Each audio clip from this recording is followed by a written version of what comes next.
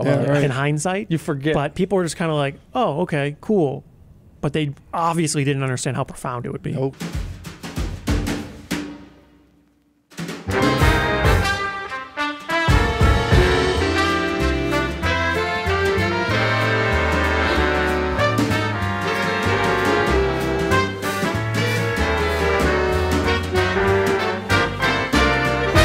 I just noticed you guys were just mentioning something about something that Apple just announced.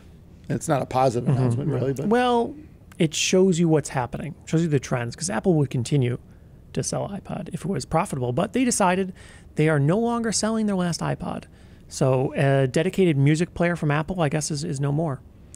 And presumably that's an indicator of the changes to the market. People aren't really interested in buying, at least in the low end, a consumer-oriented dedicated music player. They have phones and things like that now, computers, tablets. Well, I mean, as you said, they still make those? I didn't even know. Yeah, when you told me, I'm like, I mean, they're down to one model. Who would you know that's going to buy one? What was the last model? Touch. So that's what they discontinued. Yeah. So now they have none. Right. Yeah. So that is the end of the. Well, especially now, it seems like I don't really know anyone that buys iPod Touches. There was, for a while, they would buy it to mitigate the need for a cellular data plan, but now really the key seems to be you could just buy an off-contract used iPhone for $50 on Facebook Marketplace. Well, a lot of people have them laying around if they upgrade. Yeah, that too, right? The So if you're getting to your kid or whatever, it's a cheap option. Other than buy a battery used issues, phone. you know, which I don't know. What does it cost to replace a battery in one of those old iPhones? If you go like to the mall, $30, and have $50, $80. So it's not crazy. I know it's more if you go to Apple. It's about $50, I think. What I was getting at with the battery thing is that, for a reasonable amount, you could get these things up to snuff the older piece, because usually it's the battery that takes a crap couple A lot years of times out. the hardware will last you 5, 6, 7, 8 years before you start to run the serious issues. Unless you got one of those Bendgate models and the logic board bends. But old iPhones are great, though. I mean, I use one at home in the room because it's got all my stuff in it, right? It tracks my emails and stuff. It's got everything there. It's just the cell phone operation no longer works, and you just got to keep it plugged in most of the time because the battery is like, eh. Yeah. In my drawer, I just saw I had an old iPod, the little clippy kind with the screen. I think it was like the third gen Nano. Just had a little circle on it for a touch no, it was thing, after that. It had a touch screen. I think it was like the Nano went small. I don't know. Oh, that was the better one. Yeah. Yeah. Because my first one, there was a recall on it, and then they gave me a new one that was a newer model. In any case. Yeah. I realized I literally can't use it. I'm like, I wanted to charge it and see what songs are on it. It won't even come on? Well, I don't know, because here's the problem. 30-pin connector. I Ooh. don't even have one anymore. So I'm like, it's that big connector? Yeah. The big flat I got one one at home, but I still need it because I still have a original gen iPad that uses it. It still works. I keep charged up. In fact, that original iPad, I think it was Gen 1, it'll sit there on standby for like a month. The new ones don't even last that long. They don't. You know, it blows my mind. I don't understand Whatever the battery isn't at is like, it's like, wow. Like, you know. Well, that was a significant design thing. When I remember when Steve announced that on stage, they were talking how it lasted like a month or something like that. And that was a thing. You just like huck it somewhere, you leave it on, and you come to it a week, 2 weeks later, and the battery's down a couple percent. It's got a hell of a standby mode, I'll tell you. And that's nice, because my iPad now, I got the 3rd generation Pro, and the battery's dead in like 3 to 5 days. Yeah. If you leave it sitting. Yeah. Yeah, mine goes down a few percent. I got the newest one, M1. Oh, yeah? Yeah. I think maybe it's because I have it on that like home kit pod thing. What do they call that? Home kit hub or something like that. I have that as that, which I guess I could turn it off now because I got the Apple TV that does that. It's a few percent a day or so, the new ones? No, after like, if not using it for like mine's pretty severe. Only a few percent? Something like 4 or 5. Oh, so the new ones are significantly better. Maybe, I don't know. Mine's always dead. So I don't really use it anymore. Because I know that's the problem with keeping the older ones. Like the Gen 1 was great. My Gen 2 is a smaller one, and it dies all the time. It's like I keep it in a bathroom or something. But you can see, because of issues like this, I'm guessing a lot of people, since they have phones anyways, they're probably switching over to using their phone, because as phones improve, get better, and you always have it with you, you always ensure it's charged, and they get longer run times and whatnot, it just makes sense. And especially with the significant move towards streaming music. iPod is just archaic almost to some extent. Well, and there's another thing. A lot of wireless headphones now. So an iPod won't even work. Oh, right. Right. Well, I guess the Touch would. Yeah, true. But it is cool, though. Like, I want to, when the hell it was, end of last year or something, I found the old hard drive based iPod that I had. I don't know if it was the first one. I think you had a second one. 4th generation or 5th generation, the video one. Yeah, of course it wouldn't turn on, but then I plugged it in and let it sit for a little bit, and it turned on, and you put it in your ear, you could hear that. Well, from here you could probably hear the hard drive spooling up. No, it sounds like it's working, but like and you tip it a little bit, you can feel almost the motion that like the drive's trying to, like a it's trying to keep you from gyroscopic. Gyroscope. Yeah. So it's like wow, it's amazing those things held up. Considering it had a hard drive, mechanical hard drive. They're still working most of the part. They did fail though back then. I mean, talk about some good engineering in that. It must have cost some money to make those. Really. I mean, think about it. Just the hardware involved to miniaturize everything, right? Well, allegedly, the first generations to use those mechanical hard drives kind of sort of were the only thing using that hard drive. Right? That hard drive was pretty much mostly only shipping it in any real quantity in iPod. And then it went to laptops and after that, you think? They actually put that same hard drive in the first generation MacBook Air. Yeah. It was so slow. Yeah. It was kind of unreliable. Yeah, that would be bad. So slow. It was fine for an iPod. You could still see it loading in an iPod. 1.8 inch, I think. 1.8 inch, yeah. Because the normal laptop drives are 2.5. It was really thin, like 4.7 millimeters or something like that. Yeah. It was they very, looked very slow. so delicate by themselves. Yeah. Mm-hmm.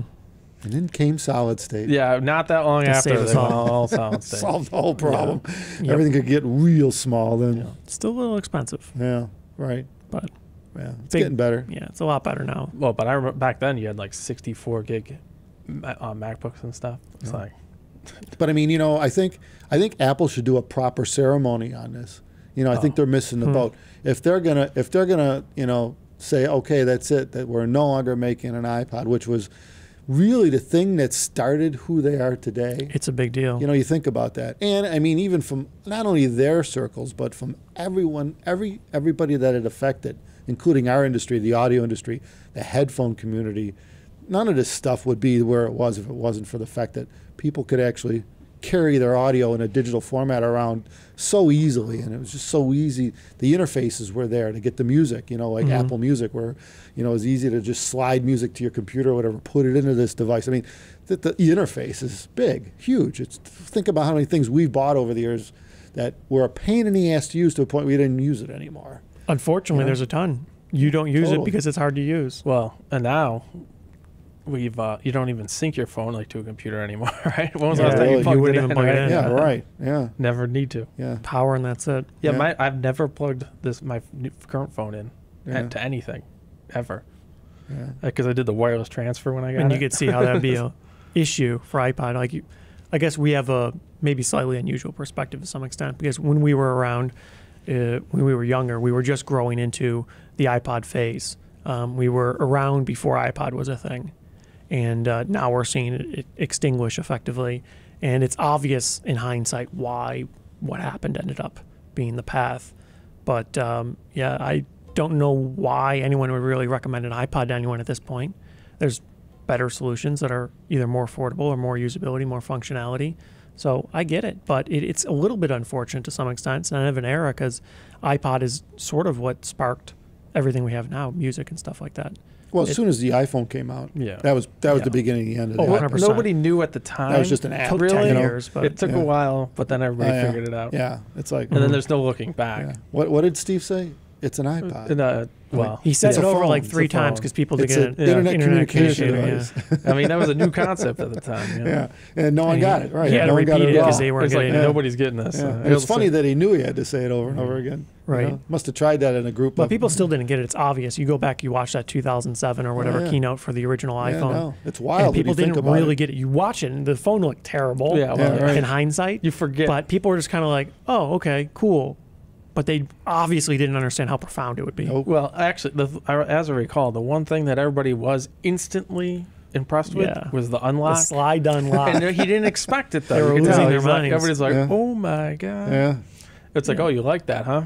That's the most because basic people didn't feature. get it, but multi-touch wasn't in any consumer products back then. It wasn't really viable. Yeah. So it didn't have like a finger, everything still had buttons, like thumb rejection or whatever. If you were resting your hand somewhere or whatever, you could only do one touch at one point at one time, and it was very hard to have precise touch with the resistive multi-touches. Well, all the pros had a BlackBerry, right? And that was just a full keyboard or whatever the hell it was. And they thought that was the future. They thought that was the only way forward. People were so stubborn for years. I never had one of those. We never used one of those. Right? No. That seems hard to use. I tried them. Yeah. If you were doing emails all day, they were better than the touchscreens at the time. Yeah. But after 1 or 2 generations of iPhone, it was pointless. Yeah, right. Well, especially when the screen got, because the screens were only 3.5 inches back then. So the keyboards, if you go use a 3.5 inch iPhone right now, you're like, how did we used to do this? Their thumbs are too big, but they worked. But right. Well, if you have big hands, in general, it's all these things are an issue. Yeah. But yeah, now the bigger phones, no problem. Now especially basically the noise reduction and rejection on touchscreens is fantastic. You could have stray objects and dirt and stuff like that on your screen, and it ignores it very well. Figures it out. Yeah. So it works great. It's better than mechanical buttons. It looks ahead to see what it thinks you might be spelling. Of course, it screws that up every once. It screws it up a lot. But lately, I went to turn it off before because I was thinking this is frustrating. And then you realize, oh, it's doing a lot more than you think. Actually, yeah, I know. I spell everything wrong. It's a catch-22 well, scenario. Well, you really realize it when you go to write stuff physically. I know that's a thing. Yeah, you don't know how to write anything anymore. Oh man, you're so reliant on autocorrect and spelling check. How do you spell that? Yeah, it's kind of like when everyone started using calculators and math, no one was on add or subtract anymore. Yeah, you know, it's such a crutch. Yeah, right. But it is what it is. Yeah. So yeah, I don't know. Maybe we should throw a party for Apple, but I think something needs to be done here to properly put this to rest. It can't just go away like that easily. Something's got to happen. This is a huge deal. Yeah. Well, I guess technically they brought it into the world and killed it with the iPhone. Essentially, it was a very slow death. But yeah, it needs a proper burial. We'll figure that out. We'll get a few iPods and bury them. Yeah. Well, it's something like that. I don't know. Okay. That doesn't need to go to the dirt. It needs to be recycled or something. I guess. It's a little less dramatic, but okay. Yeah, I don't know. Where would you put an iPad to rest? I guess. Can you like plant them and water them, and you grow new iPads? Yeah, no, that won't work. That'd be pretty cool, though. What could you do? And they're like newer generations too. Make like a little tree covered in iPods. I don't know. Dip them in mercury, liquid mercury. Yeah, that would be bad. Because then what do you do with that? Right. Yeah, it seems like a mess. That's a hot mess. Yeah. I don't know. I mean, like, normally people get buried at sea, so they put them in the ocean. But so where would you put this? See, it doesn't come from the earth, really. Just melt it down into iPod I know. goo. I got it. Oh yeah. It needs to go on one of Elon's rockets. Space. Shoot it into space. Yes. That'd be the coolest thing. First gen hard drive iPod flying in space. Just like orbiting Earth. I don't think Elon's going to do that. Headed toward Alpha Centauri. And when by the time we can get there, it'll be there too. No. Yeah. It's going to take a while. Yeah. I think we better end this here because it's getting out of as usual. It's going the wrong way. Everyone, moment of silence. Say goodbye to the iPod, Apple iPod. Thanks everybody for watching. Take care.